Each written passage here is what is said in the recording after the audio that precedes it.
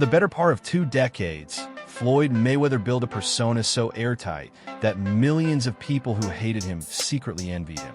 Money Mayweather, the man who turned boxing into a personal ATM, the fighter who could not be touched inside the ring and who had apparently figured out how to be equally untouchable outside of it. While every other great boxer in history eventually succumbed to some version of the same story, the taxes, the promoters, the entourage, the lifestyle that outlasted the income, Floyd was different. Floyd was the one who understood the business.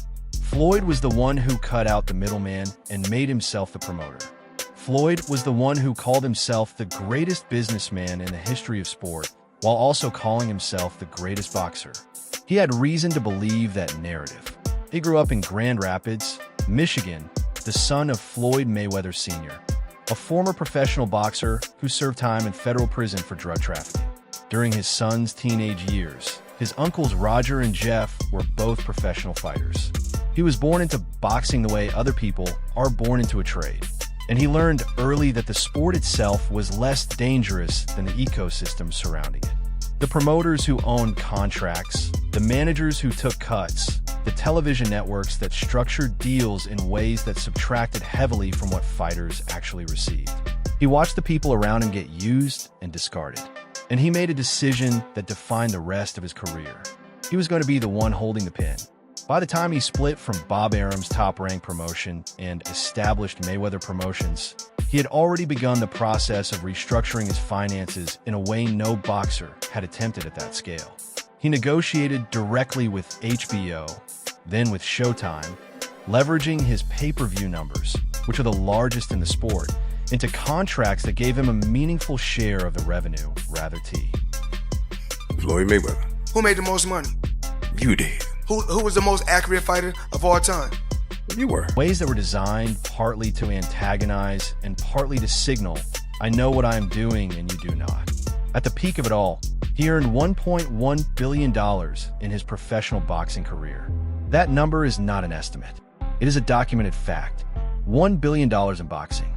And now a picture has emerged that looks remarkably familiar to anyone who has ever watched a great athlete at the end of their story. 2 commercial properties in foreclosure. A Las Vegas strip club behind on its property taxes. A Manhattan penthouse he stopped paying rent on while posting photos of himself surrounded by stacks of cash. A Gulfstream jet sold off quietly. A $54 million loan taken out at 9% interest using his properties, his club, and the jet as collateral. A Nigerian media company owed $3 million. A court authorizing the repossession of his luxury cars, including his Bugatti, to settle that debt. A lawsuit against Showtime Networks demanding $340 million that he claims was stolen from him over the years. And sitting underneath all of it, the fact that he has scheduled 3 fights at 49 years old. The money that vanished. The first question anyone asks when a fortune of this scale disappears is, where did it go? With Mayweather, the answer has the same broad outlines as every boxer who came before him. But the scale is so dramatically different that it becomes its own category. He bought watches. You guys to watch me talk about my watches. Right here, I got 3 cases. Collection so large that financial analysts who examined his assets said it was one of the few things that might actually retain resale value. One watch cost $4 million. He brought his watches with him everywhere in a designer backpack and would take them out to stack them in public. He gambled at a level that financial professionals described as amateur, betting 7 figures per wager on team sports, a category where even sophisticated bettors lose money of. Then posting winning tickets on social media to signal that he was up the way someone who is not up typically signals it. He owned over 100 luxury cars. The mathematics of a car collection that size are unforgiving. In a fire sale, you recover approximately 50% of what you paid. He took out loans against his private jet and then sold it. The same year, he stopped paying $100,000 per month in rent on his Manhattan penthouse while posting photographs from it on Instagram. His landlords, a Miami couple who purchased 2 apartments and combined them into a single luxury residence for him, described reaching out about the missed payments and receiving a single $100,000 payment, followed by complete silence. He settled a $22 million personal back tax debt with the IRS. He invested what he publicly described as $100 million in a Manhattan real estate portfolio through a company called Go Partners.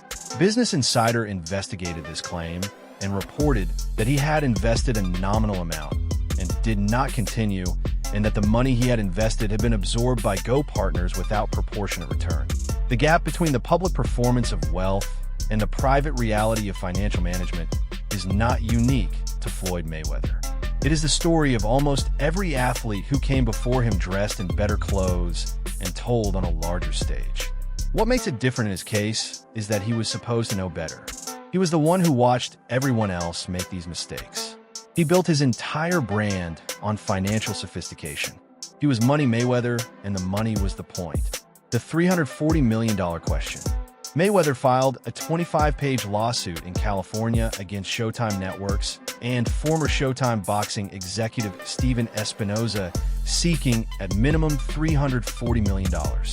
The lawsuit alleged fraud and conspiracy.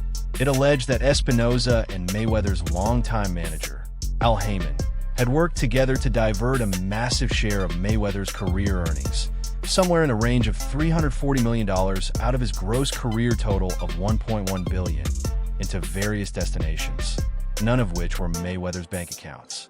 The scale of what Mayweather is claiming was stolen from him is significant for two reasons. The first is obvious. $340 million is an enormous amount of money to claim was misappropriated. The second is more telling. Nobody files that lawsuit unless they need to. Espinoza, for his part, denied everything. He said he had spent his career making sure fighters received every penny they were owed, including Mayweather. He said his reputation was one of integrity and that he was proud of his record. What the lawsuit confirmed, regardless of its eventual outcome, was that the financial picture around Mayweather's career earnings was considerably messier than the public persona had ever suggested.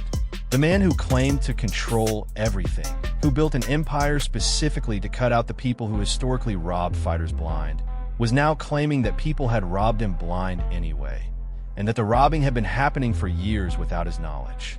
Boxing insiders who watched this unfold noted the uncomfortable echo of what had happened to fighters throughout history.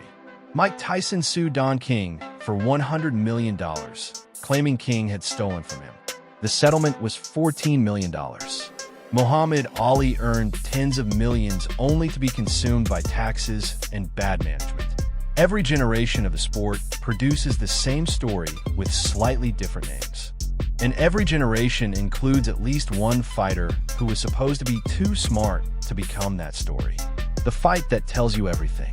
The clearest window into where Floyd Mayweather is right now is not the lawsuits or the foreclosures. It is his fight schedule. He announced a professional return to boxing, putting his 50-0 record on the line for the first time since Conor McGregor. He agreed to a rematch with Manny Pacquiao, their first fight having been the richest boxing match in history. He agreed to an exhibition against Mike Tyson, which was subsequently postponed. He agreed to an exhibition against Greek kickboxing legend Mike Zambides. 3 fights in 1 year at 49 years old. Logan Paul, who fought Mayweather in an exhibition, stated publicly that Mayweather still owed him $1.5 million from that fight, claiming Mayweather had pre-sold the event using Paul's likeness to a company in the Middle East for $10 million in cash, then held a different fight in the United States with a different promoter, effectively double-dipping on the same fight. Paul described the situation with a mixture of disbelief and resignation. He said he and Mayweather had probably made that fight happen at a loss relative to what a properly structured deal would have generated, and that Mayweather had still managed to extract additional money from the arrangement in ways Paul had not anticipated. Then came the Pacquiao situation. Mayweather signed 3 separate agreements across 3 different dates, received deposits for all 3, and took an advance against his purse for the September fight.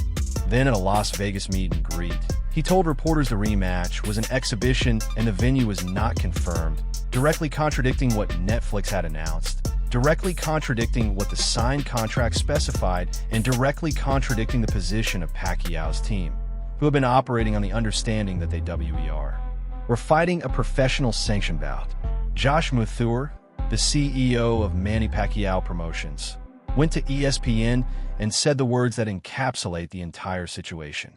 Floyd Mayweather is officially in breach of his contract. He said Mayweather had already taken advances, had already signed 3 times, had documented records and wet signatures with IP addresses and device IDs, and could not now claim the fight was an exhibition. Then Mayweather added the line that cuts to the heart of what everyone in boxing had been circling around for months. If he is scared of Manny and does not want to put his record on the line in a professional boxing match, he should just come out and say it. Pacquiao said what he always says. It is a real fight. I would not fight an exhibition. The reason this fight matters beyond the contract dispute and the financial chaos surrounding it is what it reveals about Floyd Mayweather's position. His 50-0 record is his most valuable asset. It is worth more than his watch collection, more than his car fleet, more than his real estate portfolio. It is the one thing that has never been taken from him. The exhibitions against Logan Paul, against YouTube personalities, against international kickboxers. Those are not fights. They cannot touch the record. A professional boxing match against Manny Pacquiao, a man who at 47 years old had just gone toe-to-toe with the current world champion and taken a controversial draw, most definitely can touch the record. The man who once said he never does anything unless it benefits Floyd Mayweather is trying to get paid for a professional fight while preserving the conditions of an exhibition. He signed contracts for one thing, took money for that thing, and is now publicly claiming it is a different thing. The lawyers are involved. 9-figure damages are on the table. And somewhere underneath all the legal language and the press release back and forth, the real question is the simplest one. Why is T? Why is the only undefeated champion in boxing history fighting at nearly 50 years old? The answer he will never say out loud. Floyd Mayweather will not say the word broke. He has never said that word about himself and will go to great lengths to ensure he never has to. When Business Insider published its investigation into his finances, his attorney dismissed it entirely. When the foreclosure notices appeared and the liens piled up and the Gulfstream was sold and the Bugatti was targeted for repossession, the public response was always a variant of the same message. The haters do not know what they are talking about. But the pattern is not unfamiliar to anyone who has studied what happens when athletes run out of money while refusing to acknowledge that reality. The loans escalate. The assets get leveraged to buy time. The income streams narrow to the one place where a name still carries immediate value, the ring. The fight schedule fills up. A man who has not had a competitive professional bout since 2017 is now fighting 3 times in 12 months at an age when most professional athletes have been retired for a decade. Floyd Mayweather was never supposed to be this story. He was the one who understood.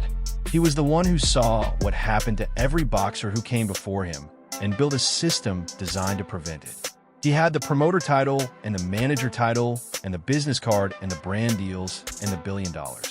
And now he is trying to turn a professional fight into an exhibition at the last minute because the professional fight, unlike the exhibition, puts something on the line that he is no longer sure he can protect. That is not the behavior of a man who has everything figured out. That is the behavior of a man in a corner.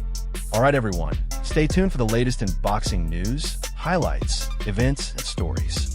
Subscribe to Legacy Rounds R&D, turn on notifications so you never miss an update. Be sure to watch our other videos too. Until next time, take care and stay safe.